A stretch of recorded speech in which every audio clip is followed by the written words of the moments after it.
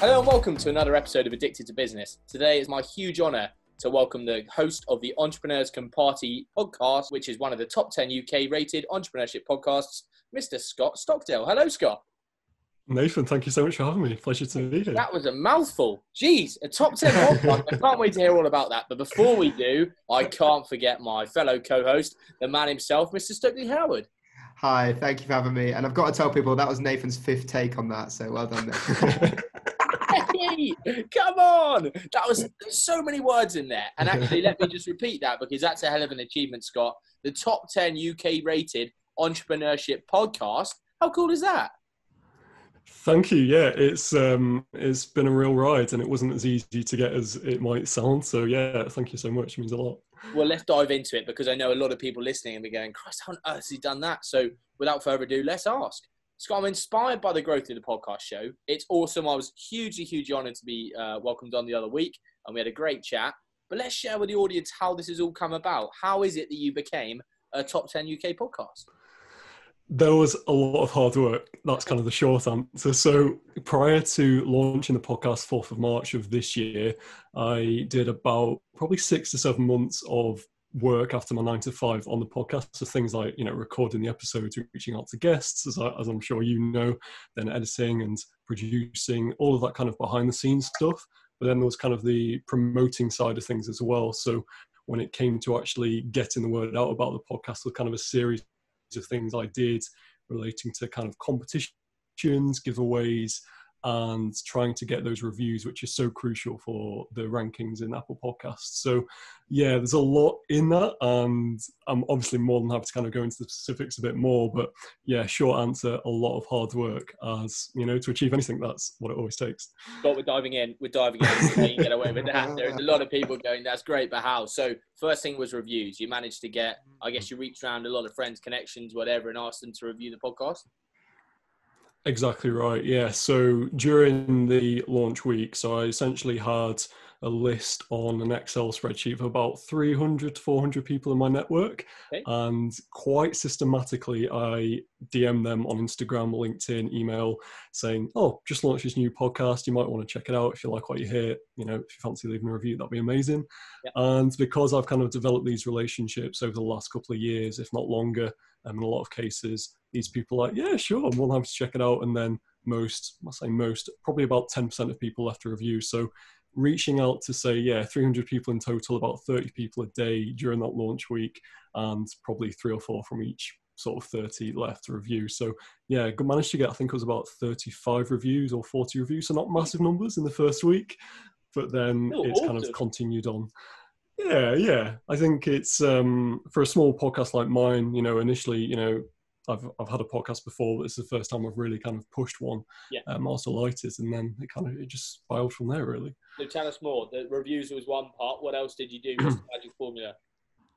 So reviews, definitely the biggest part, and then actually just getting those downloads and subscribes. So something my podcast mentor, which sounds very strange. I've got a podcast mentor, but I do a podcast mentor. And he said that, reviews, downloads, subscribes are the kind of 3 key variables you want to kind of track and keep an eye on. So in terms of those downloads, something I did quite tactically was to release at least 3 episodes on the release of the podcast. So not just having one, because then it means, if you've got a podcast listener who loves your content, then they can actually listen to, say, 3 or 4 episodes. So you're kind of getting 4x on that one sort of listener, if you like. So that was one thing. Like I say, actually just reaching out to people, asking for as many reviews as possible, asking guests who've been on the podcast if they'd like to leave a review as well, because they're kind of your biggest cheerleaders. They want you to kind of do well because it's good for them. Yeah. So those are kind of the main things. And then actually just having that build up prior to the launch. So having like a trailer episode about a week before launching, which kind of built a bit of suspense, obviously drip feeding information about me creating the podcast at least a few months before. So, telling people, okay, I've been making this is what I've been doing this week, etc., etc. Having those competitions and giveaways as well. So I gave away, I think it was like 30 or 40 books to people, because I know a lot of my friends like to read. So, and they listen to audiobooks and stuff as well. So that was another thing I did. So yeah, one winner, I think it was 30, 40 books I gave away, my favorite books. she then kindly posted about on Instagram. She did like a really cool piece on it, and that brought in new followers and new listeners as well. So that's kind of at least some of the things, and kind of tying it all together with just kind of constant promoting, every single day on Instagram, LinkedIn, email list. And that's probably very short, maybe slightly long-winded answer of how I did it. I'm sure there's a lot more blood, sweat and tears that went into that than how you just explained, Scott. Yeah, there was a lot of blood, sweat and tears for sure. Well, maybe actually not so many tears. I think it was quite smooth sailing because I had, tears. like I say, my podcast mentor, happy days, exactly, happy tears. He was very helpful in kind of, he's got a #1 rated podcast, so he knows what he's talking about, which definitely helps. So I'm diving straight into that before we move on. Podcast mentor. That's the first time I've ever heard that term. Yeah, same. How did you know about that process? So a guy, I've got to give him a shout out, Alex Chisnell. He's got an amazing podcast called Screw It, Just Do It, which is a #1 rated podcast in the UK and across the world. Do you know it? Amazing. So I've been listening to his podcast for years, and we've kind of naturally just developed a racial relationship. So I think to begin with, I was just commenting on his Instagram post saying, I like your content, etc., etc. And then I actually went to one of his events in Bournemouth in October last year, where he hosts some amazing entrepreneurs that go down to the South Coast. So people like Piers Linney, Camilla Rainsworth of The Apprentice, the Grenade founders, Alan Barrett and Juliet Barrett. Yeah, he's really well connected. I kind of labeled him on a recent episode as a super connector because I think he is. He's got all these amazing contacts. That's just like touching the surface, and he's just doing his 250th episode today, actually, at this time of this recording. So, long story short, developed this relationship, went to an event in Bournemouth, got to meet him, and then he did this podcasting course, which was a 12-week course last November to February this year, and took that, kind of implemented all his learnings, and we still have that dialogue probably once a week. He checks in, I check in on him as well, because he's been asking me for tips about hiring a VA and actually SEO best practices, things like that. So it's quite a mutually beneficial relationship now. But to begin with, I was just leaning on him as much as possible without taking the mick, and it's been very beneficial. That's great. That's really good to hear. I think maybe we should find a podcast mentor, Nathan. What do you think? I think we'll reach out to Guy or whoever we've got, and let's see what we can do. I mean, he's got a massive podcast, but I think importantly I think it's really important. We've said a lot of times on this show about surrounding yourselves with the right people and surrounding yourselves with those that have been there, seen it, done it. And it looks like you've gone straight to the top, which is the perfect way to do it. And I would shout out to anyone, whether it be you're looking to excel in a podcast or in a particular line of work, just go and find someone, as you've perfectly kind of exemplified there, that's doing exactly what you want to do and you want to replicate, and then ask them. I'm sure he was hugely honoured to have the opportunity to share his knowledge. Yeah, he was. He's a big proponent of helping other podcasters, and he's got loads of cool resources on his website, which he just recently relaunched. And he's helped me amazingly. And I think another guy I have to give a shout out to is a guy called JLD, who you might have heard of, you might not have done. He's got a podcast called Entrepreneurs on Fire, which obviously very similar sounding to mine. And I reached out to him, had a call with him for about 30 minutes, I think it was. And he just told me some absolute gems of advice in terms of growing your podcast. So I'll share them with you guys as well. Things like if you're wanting to grow your podcast, the single biggest thing you can do is guest on other people's podcasts. Yeah. Reason for that is because podcast listeners listen to podcasts. It sounds super simple. And, you might become one of their favorite podcasts out of, say, 7 podcasts that they listen to. So that's certainly one thing. The other thing he said is if you're trying to get feedback about your podcast, actually just ask your listeners. So 4 questions. What do you like about my podcast? What don't you like about my podcast? Encourage them to be really honest, because people will try and sugarcoat it, but you want obviously the actual information. What problem are you facing right now? So that's particularly important if you're looking to monetize your podcast and maybe provide a product or service, or bring a sponsor on board who can bring that product or service. And then the 4th thing was, how did you find out about my podcast? It gives you really useful information about where you can channel more of your marketing efforts. Is it just because you've been posting on Instagram and they've seen those posts, or is it because they've seen you commenting on other people's posts? Is it because they've heard you on another podcast? Obviously the options are unlimited there. So JLD's been massively helpful as well. So like you said, yeah, surrounding yourself with mentors, going straight to the top, getting as much advice as you can has been an absolute game changer for me. So, Scott, it seems to me when I was a kid, podcasts, which wasn't that long ago, by the way, only 2 years ago. And even though the joke was coming by Nathan, so I had to put it in there first. It seems like podcasts weren't really that popular, but they're hugely popular now. I mean, I get so much of my information from podcasts and audiobooks. I mean, I don't really read books. I have a few that I read, but a lot of the books that I read, in inverted commas, I listen to and get my information that way. But why do you think they have become so popular nowadays? I guess probably the main reason is because they're just so easy to digest. You know, you can listen to them as you go for a run, or you can walk your dog, or XYZ, cooking in the house. So there's kind of that frictionless nature of the medium itself, which obviously I think helps massively. I think the other thing is there's just a lot more great content around podcasts. So, you know, there's a lot of celebrities now jumping into podcasting, which is cool because I think it brings more awareness about this medium, and it's a fantastic medium that it is. And there's just a lot more great content out there, period. I think, you know, there's I can't tell you how many shows I've listened to over the years and continue to listen to, the likes of Tim Ferriss, Gary Vee, kind of the obvious names in entrepreneurship, but even shows like Serial, obviously that had massive success a few years ago. And then there's a lot more niche things. So My Dad Wrote a Porno. I don't know if you guys have ever listened to that, but it's hilarious. That podcast. So good. Great podcast. Honestly, so controversial. I love it. Yeah, amen. And I only kind of got into that was it last year? And I just absolutely binged it every single morning. Takes you on a journey, doesn't it, that podcast? It does. It does. So I think, yeah, they're probably the main reasons. And I think, like I say, just kind of that greater awareness about podcasting. And even like going back probably 10 years, people weren't sure how to get podcasts, even though there was like a dedicated podcasting app on iPhones. People like, how do I listen to a podcast? And obviously now, particularly our generation, are just a lot more aware. So I think all of those factors probably make it so big right now. So Scott, with so many different podcasts out there, I mean, it's great that podcasts are now getting so much attention. The challenge, of course, is we're getting new entrants every single day, and it's becoming harder and harder to stand out. So what have you guys done differently at Entrepreneurs Can Party that has allowed you to stand out from the crowd and be a bit different?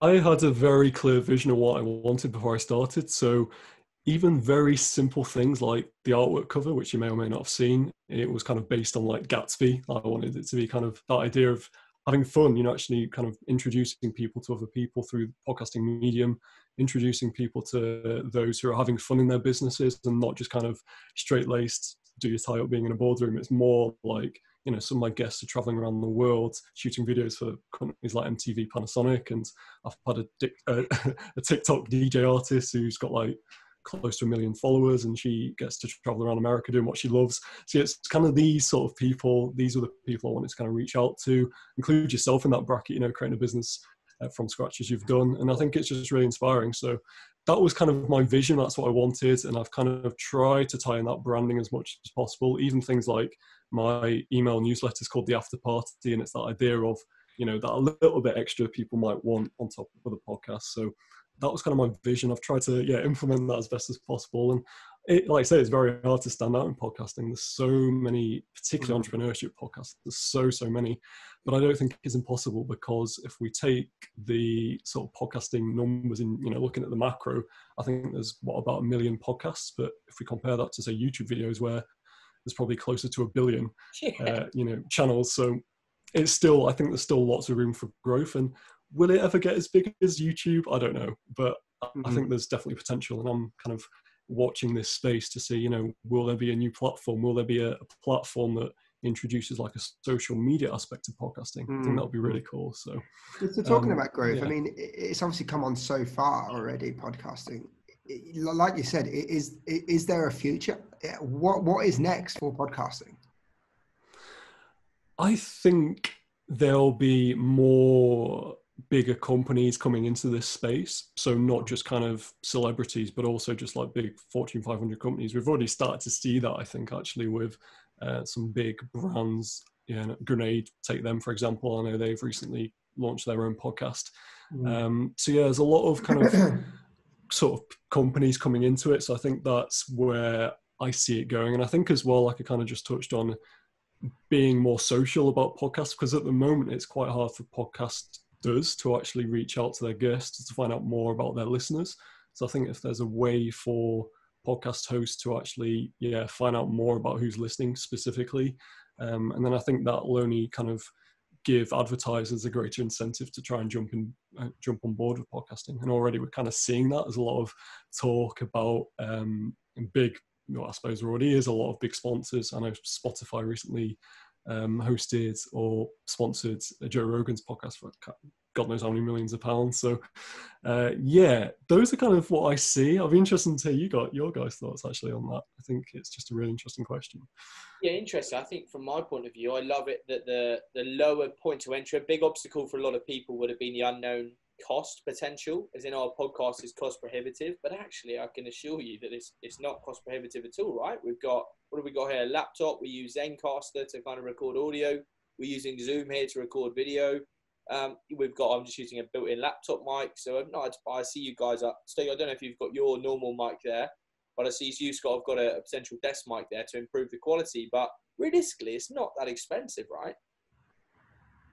No, exactly. You don't need much, like you say, if you wanted to get started in just your laptop mic, that's absolutely fine. There's free podcasting hosting companies as well, like Anchor FM. So if you wanted to just dip your toe into podcasting, you don't have to spend any money at all. And it is literally just your time that would be the investment. Exactly right. So we'll come back to that in a minute. I want to kind of summarize those last questions because we've given ridiculous amounts of value there in the last 20 minutes. So just going back through 5 quick tips to essentially anyone that's looking to start a podcast today. What do they do? Something I did by accident, but I think it's actually been a blessing, is I had a podcast prior to this one, and it was kind of my testing ground to try things out. So testing out the format of the show. Do I want it to be a solo sort of show, just me speaking, or do I want guests on? Do I want a co-host? All those kind of questions you kind of figure out.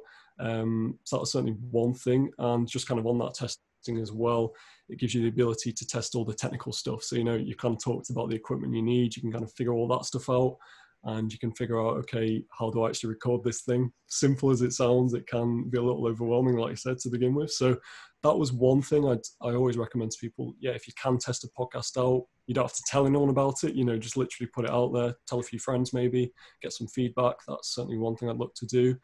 I think the second thing is have a really clear idea of what you want your podcast to be about. So do you want it to be my space, for example, entrepreneurship, but you might have a niche that's, I don't know, dog training or something like that. And I'd say on that, like nothing is too niche. It's always good to kind of go niche of niche, as Alex would say. So that's kind of the second thing, have a really clear idea. Third thing, be consistent. So if you're going to put out an episode every single week, make sure you do that every single week. If you tell your audience you're going to do that, do it. It doesn't have to be once a week, could be once a month. Just decide on that schedule and stick to it. And also you can stick to, the podcast hosts let you schedule those episodes as well. So really there's kind of no excuse for that. So that's the third thing. Fourth thing, I would say, don't spend any money on equipment to begin with. You just don't need to. I know, like you said, me and Stokely have got fancy mics, but you don't need those. You can literally just start out with like a lapel mic or even just your laptop mic. So kind of use those free resources that are there. And actually, I think I'll keep it those 4 top tips. I think any more might overwhelm people, but I'd say those are kind of what I would say to those looking to get started. I guess if we had to have a fifth, it would be maybe to find a mentor or someone that's done it to be able to ask questions. You don't need an official partnership, but just don't be afraid to ask people, I guess would be a tip. Like, again, ask yourself, ask ourselves and see how we've done it. Like, there's still masses of growth for both of us in terms of where we want to get to, but at the same time, someone has started that journey. So just ask. Mm-hmm. Yeah, that's a good tip. I like that. You talked a little bit about niching there, Scott, and I've this question that I want to ask is about starting a controversial podcast. So if you're going to start a controversial, can't say that word today, controversial podcast, that you know from the outset that you may have a very select audience and a very niche audience. What are the advantages or disadvantages of this over than having a generic podcast, for example?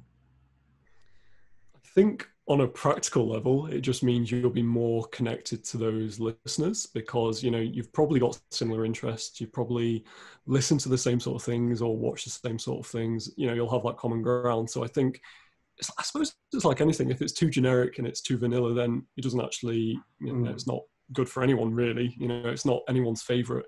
And there's, I think it's Seth Godin or someone like it says you want to be someone's favorite. Chris Ducker, actually, I think he says that you want to be someone's favorite. So if you can do that in a podcasting form and actually be super controversial, like my dad wrote a porno, on the face of it, that's a little bit outlandish, but obviously they've got a huge following now, and like they've had tours and they've had concerts in the Royal Hall. So even though it sounds outlandish, actually, I think that's probably the best thing to do. And it's something I thought about. Is my podcast too generic? Potentially, I don't know. We'll see. But at least I think there's kind of enough kind of a niche there to some degree. I've kind of tried to target people who are wanting to find fun business things and kind of people that are inspiring. So to answer your question, I think it's best to go niche and be controversial if that is applicable, because I think you'll get the best audience there, the most kind of dedicated. It's almost audience. turned on its head, doesn't it? My dad wrote a porno, because it started like you said, quite controversial, but now I guess you'd say it's quite generic in a way, really. Like a lot of people can relate to it because all it is really is comedy and is humor. Yeah, that's a good point. Yeah. I think the name is kind of just that hook in, isn't it? And then actually when you get into it, you find out they're three really kind of normal, just great people. And it's a really great show. Love it. So Scott, one thing for me is that we pride ourselves on this show about asking the difficult questions. And we've talked so far about the success of the podcast and how great it is and how amazing things are. But actually you would have made mistakes, right? There'll be things that you wish you'd changed and wish you hadn't done. So let's talk about some of those. What are some of the things you wish you had done differently? And what would you, take it back 12 months, 24 months, what would you do differently? A couple of things. So one, the first few episodes that I recorded, I didn't use Zoom. I didn't know how to. I didn't know what it was. So I had my little mic I've still got. It's called a H1N. It's a great microphone, and that's what I use to kind of record interviews face to face. But what I tried to do is I set it up. So I had my laptop, if you can kind of picture it. Actually, it was my phone. It might have been my phone. I think I had a phone in just on my bed, just like propped up against a book. Then I had the microphone sitting in a little mug so that it would kind of hold it and it wouldn't shake about too much. and then I had me obviously just like doing it was like a FaceTime essentially. And the sound quality was horrendous. So I think about probably at least the first 3, maybe 4 podcasts of Entrepreneurs Can Party, sound quality is shocking. Like it's just not great, but at least the content's half decent, so people kind of stick around. But so that's definitely one thing. I know we've kind of talked about equipment. You don't need this fancy equipment that I had and I thought I could use. So that's certainly one mistake. I think the other mistake is probably actually in terms of getting guests on, I probably aimed too low to begin with. And that's not any disrespect to people who've had on the show, because they've all been amazing. And actually, I believe that everyone does have a story to tell. I think it's more if you're wanting to kind of make a bigger splash in the podcasting game, having those kind of headline acts, I guess, if you want to call those, or headline guests, makes it more... or gives you a greater opportunity to kind of stand out and actually get more listeners quickly. So I'd probably just aim too small. I always say to people, go for those moonshots. Something I've started to do more recently, and actually I'm hoping to have on Scott Harrison, CEO of Charity Water. He's one of my all-time heroes. So I've kind of been in touch with their team. Yeah, it would be. I mean, I've been in touch with the UK MD, and she was really game to come onto the podcast. It's kind of a bit cold, so I'm going to chase that up again. But Scott Harrison, kind of in touch with his team as well, which would just be phenomenal. So go for those moonshots. You just like you guys have done with Guy Kawasaki. You just don't know what's going to happen. So absolutely, it's a huge honor to be able to have Guy on the show in this series, and I think you're exactly right. And the thing is, we've gone with Rand Fishkin as well, obviously founder of Moz. Like we're getting bigger and bigger names, and quite rightly say we've been so fortunate with some of the guests, all of the guests we've had on the show, really. But as you say, there comes a point where you just keep pushing and pushing and pushing, and one big guest attracts more big guests, right? Where someone's like, okay, well, if Guy's done it, if Rand's done it, or if this person's done it, that person's done it, then okay, then I will join him before you know it. 5, 6, 7 big names, and then you're up and running. 100%. Yeah, it's that kind of power association thing, isn't it? If people are seeing that you've managed, like you say, managed to attract Rand, then it's like, oh, it must have been good enough for him, so it's good enough for me, and it kind of just builds that spiral. So many podcasts now. The next question for me is around promoting a podcast. So if you want to promote a podcast, you've gone out to a certain list. I guess you've built that list over a period of time. But actually, how else do you get the podcast out there? Is it sharing through socials? You said about going on other people's podcasts. What else can you do to get your podcast out there in the open? I think all of those things I do kind of combination of, and actually I've kind of got to the point now where I'm trying not to push it as much on social, just because I think people get fatigued of it. You know, if they see you've got another episode, it's like, oh yeah, great, we know you do, Scott. Like, you have that schedule because we know you're consistent. So do you know what I mean? It's not like a big surprise. What I try and do now is, I guess, when I've got bigger, quote unquote, bigger name guests, I do make more of a kind of song and dance about those. Or like, for example, a guy who I'm obsessed with, like, is an amazing YouTuber called Travis Marziani. He's helped me hire a virtual assistant, and I'm now doing one of his courses. And he's coming onto the show in a few months. I've actually recorded the episode already, so I'm really obviously pumped about that one. And a couple of really cool digital nomads as well I've got coming up. So obviously I'll make a bigger song and dance about those, I guess. But yeah, kind of promoting on social, I'm kind of not doing that as much.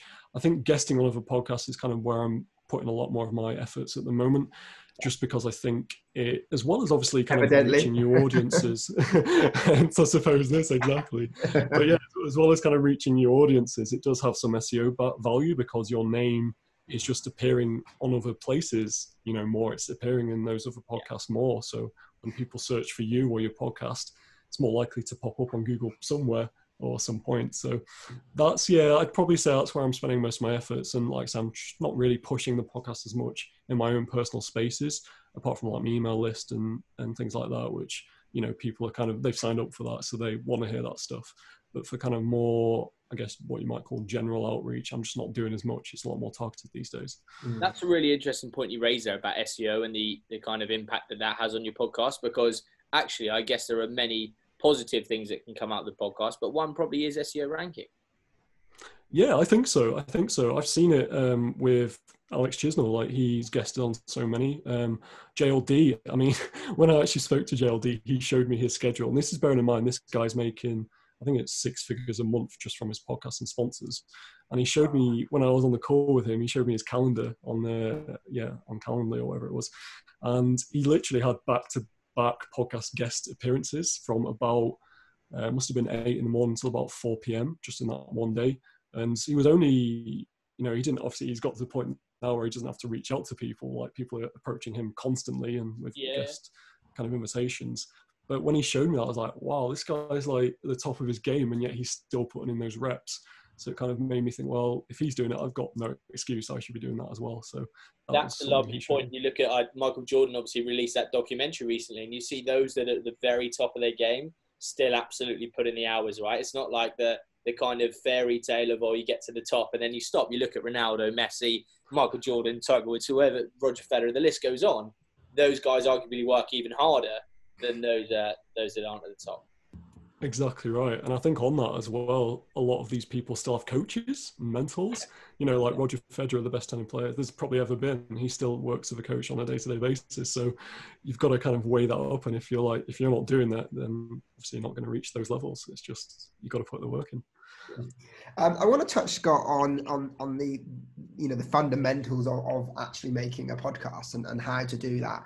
And I think a lot of people will be put off or scared to do it because they might think they need like an extensive sort of technical knowledge. Is that true? Like, do you have to be really sort of technical savvy to actually do a podcast? I don't think so. No, I wouldn't consider myself particularly techie, even though I work in SEO. I mean, a lot of that's, you know, it's not like I'm coding all day for the rest of my life. It's literally just looking at people's websites. So yeah, I don't think you do.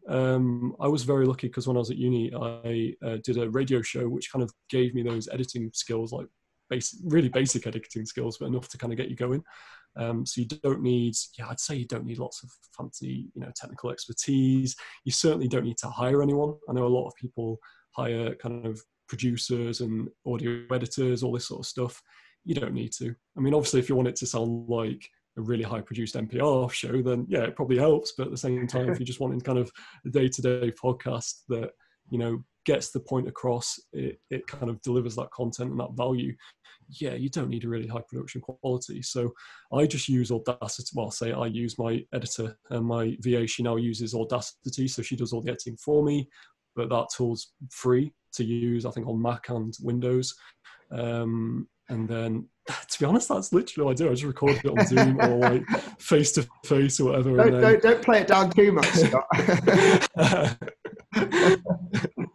So it's just really simple, great resource for our listeners. Audacity to record audio, and then we're using Zencaster, which is cheap. So there are some really great resources out there for people who want to get started and can do it absolutely free. You've got to test the waters right before you do that. Yeah, you can figure out what's comfortable for you. And obviously, if you want to kind of go more high end, then there's platforms like Adobe and XYZ. Like I heard on one the other day, can't remember off the top of my head, but someone I interviewed called Ian Roth, who's got his own podcast. He talked about this other editing software, and he pays a bit for it. But yeah, long story short, you don't need all that fancy equipment. Yeah. So, Scott, I appreciate the time is of the essence, and actually you've very kindly given up some time on your lunch break today to kind of join us, which is awesome. But also, we've got to give you time to have some lunch or whatever. So, final question for me. If the listeners want to get in touch with you, find out more, engage with the podcast, where do they go? How do they do it? Well, I'd be honoured to sort of invite them to the party. The best place is, I'll give you a very specific URL because this will kind of give them a sort of flavour of what Entrepreneurs Can Party is about without having to listen to like a 30-minute episode. Because I know for me, like, it takes time to listen to other people's podcasts. You kind of want to know it's for you before you jump in. So yeah, very specific URL is scottstockdale.co.uk/trailer. It's got my trailer episode for the podcast, but it also has some really cool resources which listeners might find interesting around how much does podcasting cost. So, I've detailed all my costs from the last couple of years. So hiring a virtual assistant and working with her, all the giveaways that I've done, all the promoting and recording equipment I've got now. So all that's there. I'm doing a post about how to hire a virtual assistant. I've done a post about how I got into the top 10 of Apple Podcasts in 6 days. So some really cool resources there people might find interesting. But yeah, that URL, scottstockdale.co.uk/trailer is the place to go. Man, I can't thank you enough. It's been so good to have you on. I hope everyone that's listening has got great value out of that. We certainly have. Watch your space for Addicted to Business. We're going to have to start upping our game now. Now we're getting these things on. But no, man, I really appreciate it. Good to see you. Stokely, thank you as always. And to our listeners, thank you, and we hope to see you on the next show. Take care.